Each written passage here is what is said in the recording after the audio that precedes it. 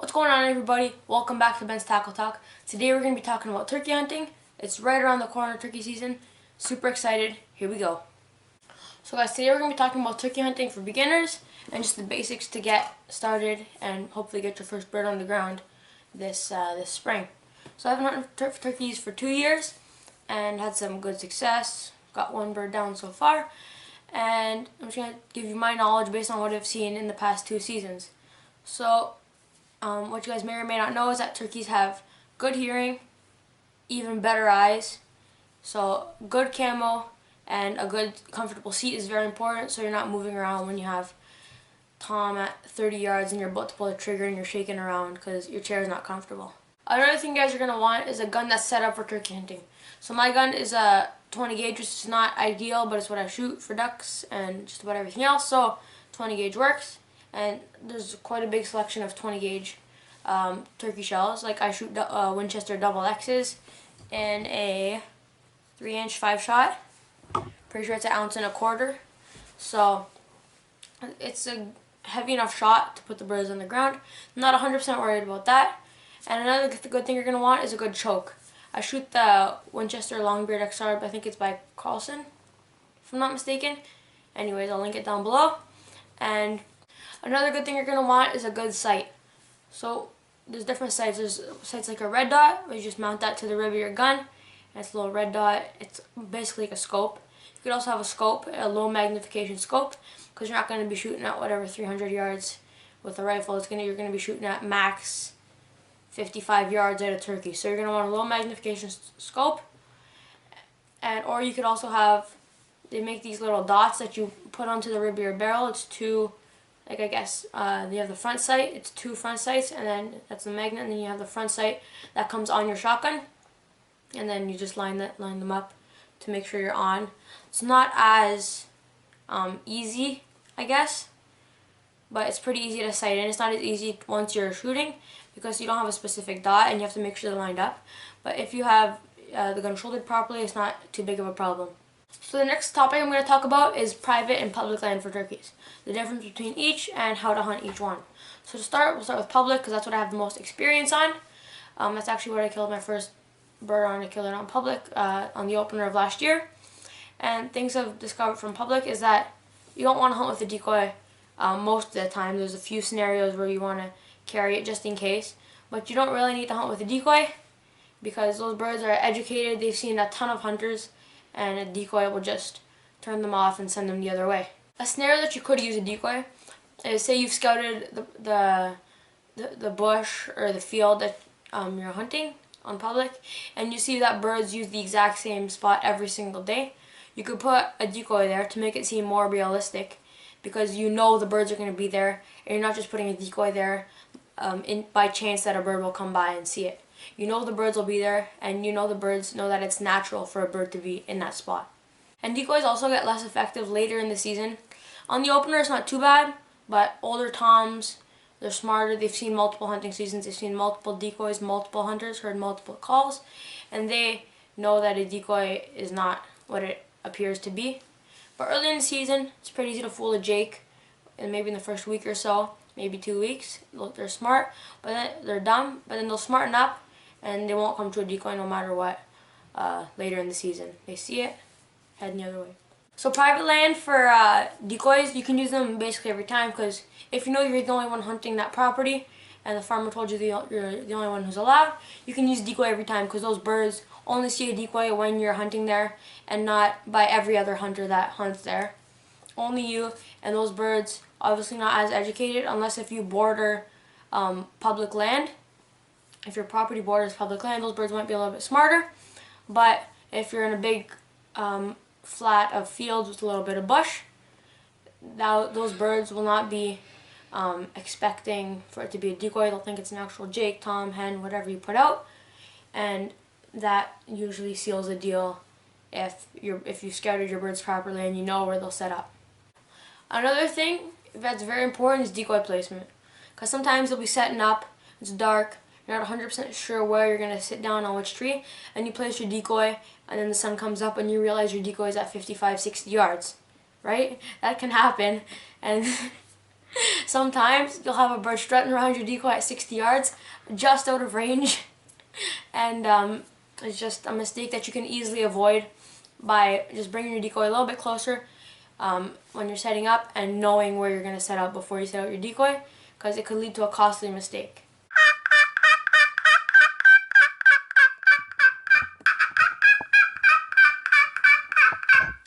Alright guys, now we're going to be talking about calls. So here I got a little pot call made by Naughty Beaver, a little slate call here, and there's a few different kinds of sounds that a turkey makes. So the first one is just a standard cluck.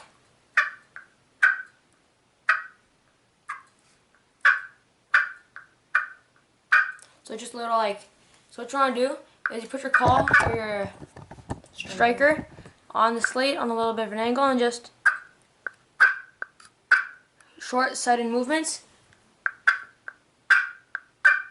And you pull it to short sudden movements, and that makes a little cluck sound.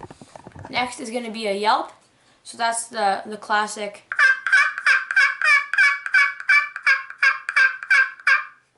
It's just what you're going to want to do to, that's a good call to locate a gobbler. It's midday, you haven't heard a gobble for a few hours. Yelp a couple times. Sometimes you'll get a response, and that can turn your day around from going home with tag soup and going home with turkey soup. Sound number 3 that a turkey makes, or a hen makes, is going to be a purr. So what you're going to do, or what a purr is basically when a turkey is just chilling, eating, doing whatever, they're comfortable, they're not threatened or anything, they just purr. So what you're going to do for that is slowly just drag your striker along your slate, and it should sound like it's like cutting in and out, and it's purring like this. And you can mix those 3 up, make it sound like 2 hens are fighting, or whatever. So you can start with a couple purrs, move into some yelps,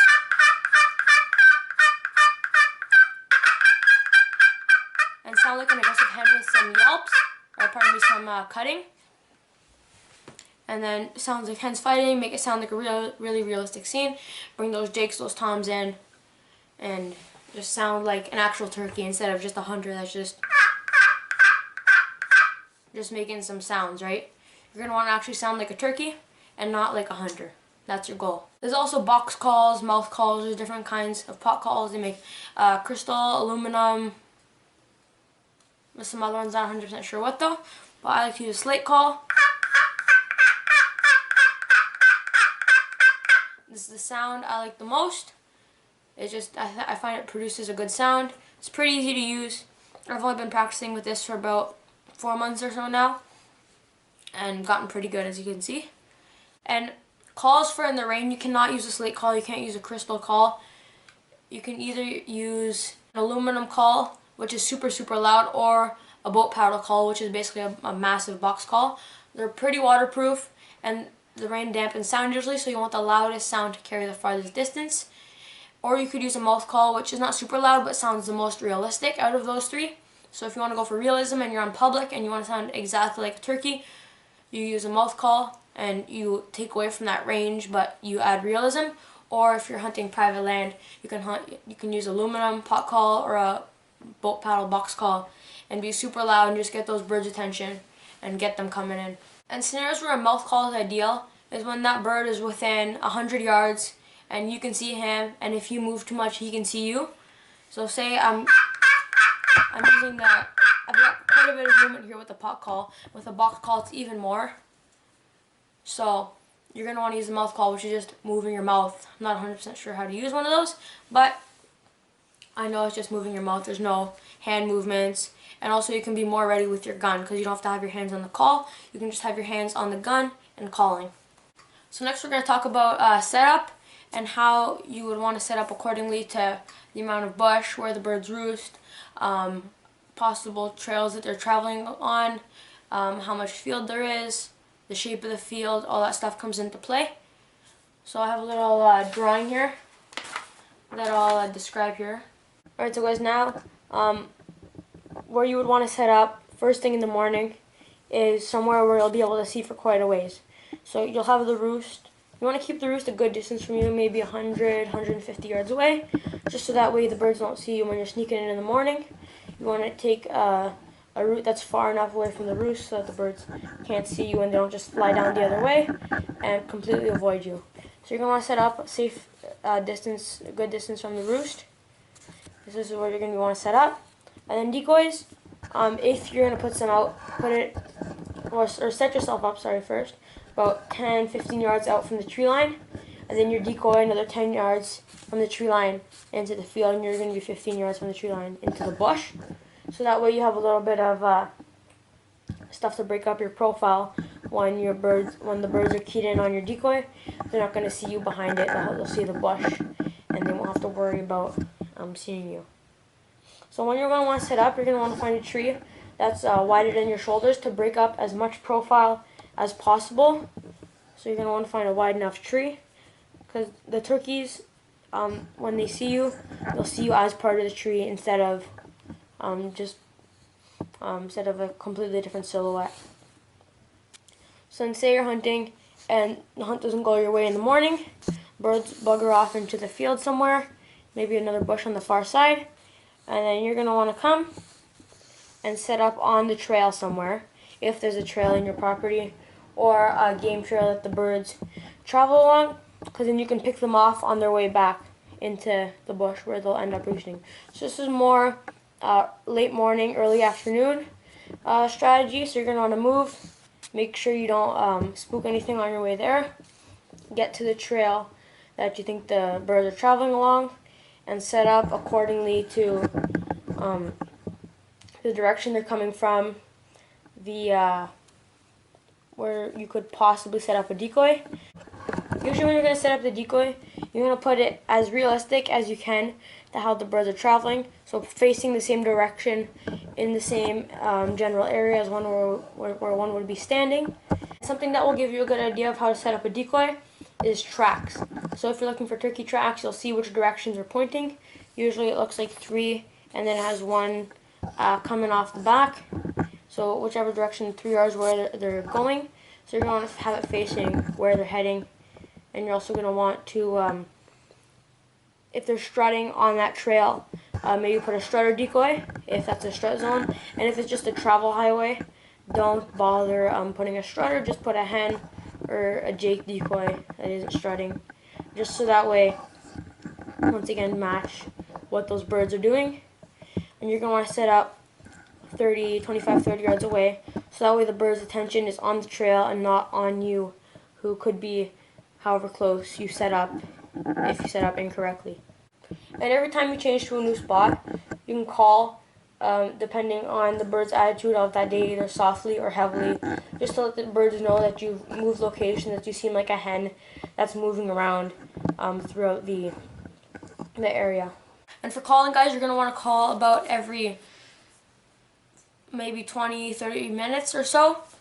It doesn't have to be super aggressive, just can be a couple little clucks, a few yelps, whatever, just to make yourself known and have a presence and let the birds know that you're in the area. So another way to hunt turkeys out of a ground blind, I don't personally recommend it because you lose 100% mobility and you kind of have to stay in your blind if you want to have good cover. So if you're in a ground blind, make sure you're on the birds and you're not just sitting somewhere where the birds are and then have zero mobility.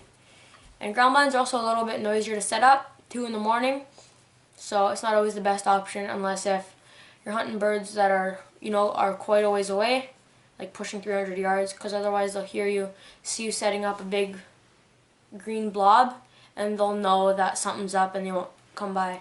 And when you're hunting a ground blind, you're going to want to wear black or dark colors, so that way you're not making different colors from the back of the ground blind, because that's what you want to blend in with, because that's all the turkeys are seeing. They're seeing the camo front, and then they're seeing through the holes, and if they see camo movement or any color movement, any movement, they'll know something's up. But if you're the same color as the back of your blind or the inside of your blind, the birds won't know that you're in there, and they won't see any movement. Final topic of the day, guys, is going to be how to hunt stubborn birds. So these birds usually, they've seen a few seasons of hunting, they've been possibly shot at, they've been spooked by hunters. They're just really smart. And to hunt these birds, you're gonna wanna be top of your game. You're gonna wanna think like a turkey. I know it sounds kind of dumb, but you do.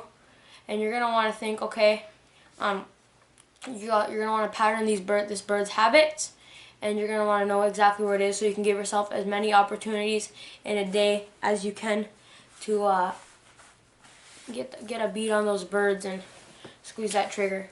So sometimes when you're hunting birds, movement can either be your friend or it can be your worst enemy. Because sometimes you're moving to a new spot thinking that's going to be a good idea, but that bird will come in right at the last second and bust you. So you're going to want to stay mobile, but you're also going to want to make sure you're not spooking any birds while you're moving from spot to spot. Another thing you're going to want to do is pretend like you're a hen that's potentially moving away.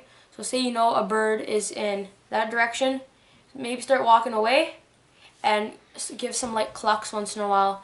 Just start walking away slowly and give a couple calls every 20-30 yards or so, just to make it seem like you're a hen that's leaving him and that he has to go chase you to go see her.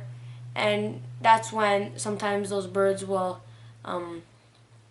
get killed because they're just looking for a hen to breed and they think a hen's leaving them, so they go to chase it out.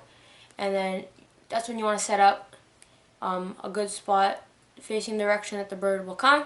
And sometimes those birds will go silent for, depending on the distance, an hour and a half, depending on how far you are from that bird. Those birds will go silent. And if the bird goes silent, don't think he's gone. He just might be running in, coming in on a mission.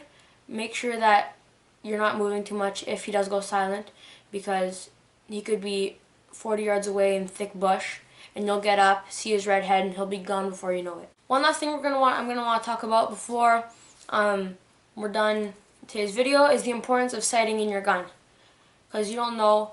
The old gun I used to shoot for turkeys, the 20 gauge. I was shooting Winchester Supremes out of the full choke, the stocked full choke, like the one that I came with.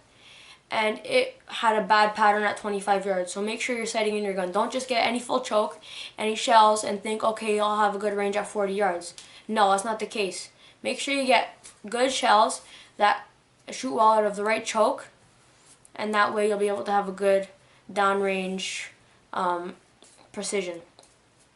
So, like I said earlier, the choke I shoot, and the shells will be linked in the description below if you guys want to try that out. As well, the gun, it's a Canuck Hunter in 20 gauge, and yeah, we're gonna be sighting in sighting in and patterning Lukey's gun shortly. If you guys want to see a video about that and the results, leave a comment down below, drop a like. Thank you guys so much for watching. Turkey season's right around the corner. I'm super excited. Hopefully you guys are too. See you next time.